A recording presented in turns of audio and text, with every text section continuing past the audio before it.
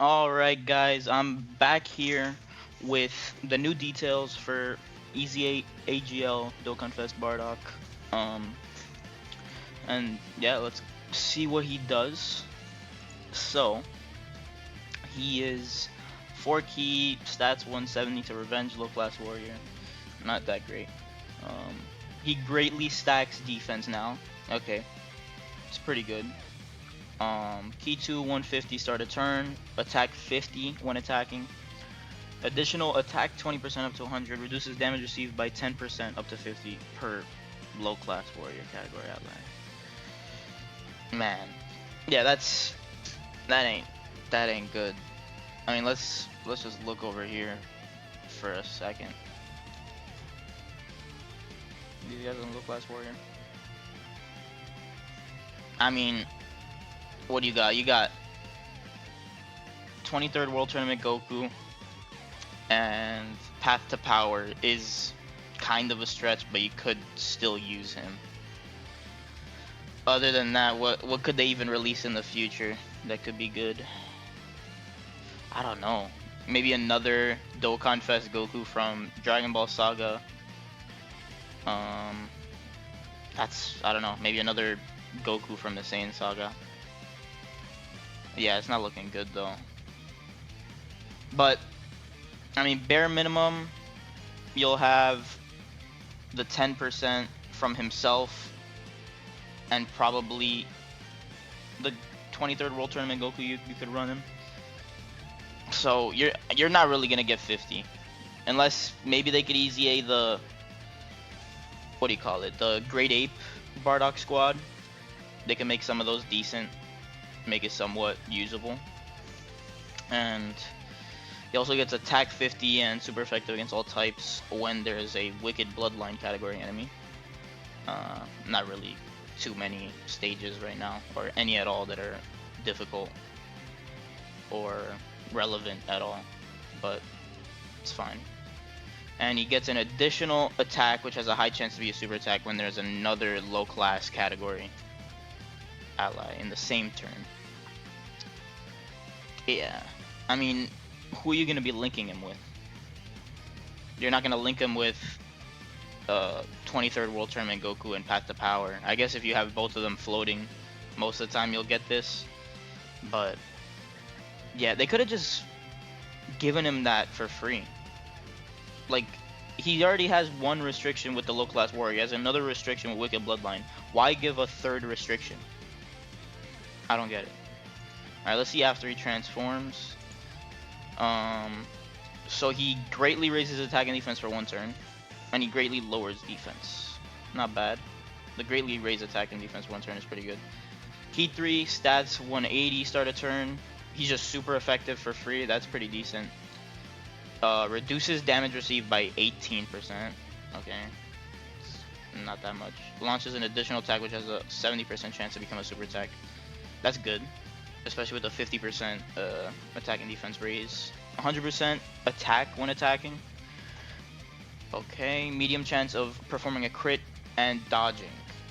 So 30% for those. Key 3, chance of performing a crit and dodging plus 18%, and reduces damage received by 18% for 5 turns. Okay, that's actually pretty good. So he goes up to 50, well, pretty much 50% crit, 50% dodge, and then 36% damage reduction for 5 turns. So pretty much 3 rotations after you transform him. And then here's another useless thing, pretty much. Launches an additional super attack, and all attacks become crits when against Wicked Bloodline category enemy. I mean, after transforming, this guy is definitely good. Before, he's gonna get cooked. He is greatly stacking defense though, and if you could get that low class warrior ally, you could do 2, even 3 supers a turn, greatly stacking defense.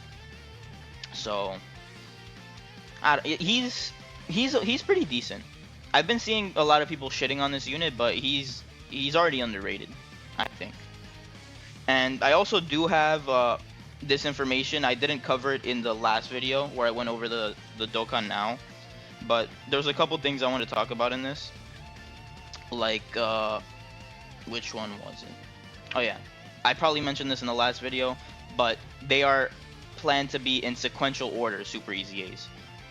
This is unclear whether it means like in the order that they EZA'd or in like a consistent order basis, like one a month or something.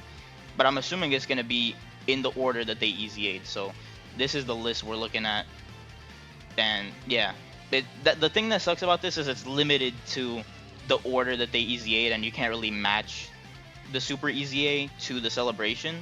So I hope this isn't the case, because, you know, like, unless the next celebration has to do with Broly, he's just randomly Super EZAing.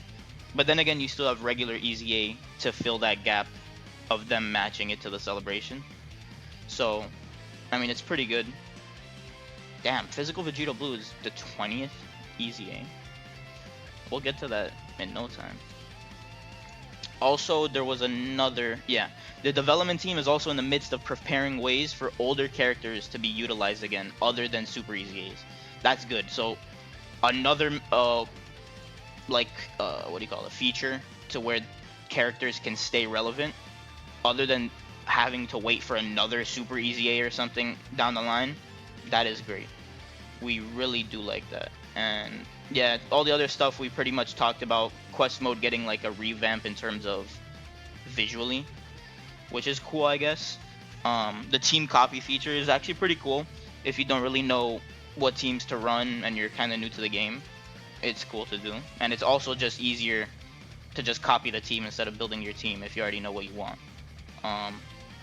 Also, there's plans to expand on the gimmicks and mechanics of enemies, which is cool. Obviously, add more variety to the fights. It makes it more fun and stuff. Definitely a good thing to look forward to. And not only will there be gimmicks that nullify certain existing character mechanics, but mechanics that bring brand new experiences to the game. Yeah, so this whole thing sounds good. Obviously, that first line, nullifying existing character mechanics, damage reduction can be cancelled, guard probably can be cancelled. I don't know what else they could do with that, but it's gonna make for some hard fights. And of course, there will be new characters implemented to more easily deal with enemy characters who introduce tough mechanics. Okay, so they'll make sure to keep up with the enemies with new characters, new EZAs and stuff, so you're not just in the dark there. I think that's, oh, I guess I could talk about this. The medals for Super EZAs are gonna be through super difficulty stages on the EZAs, and you can also get more from missions.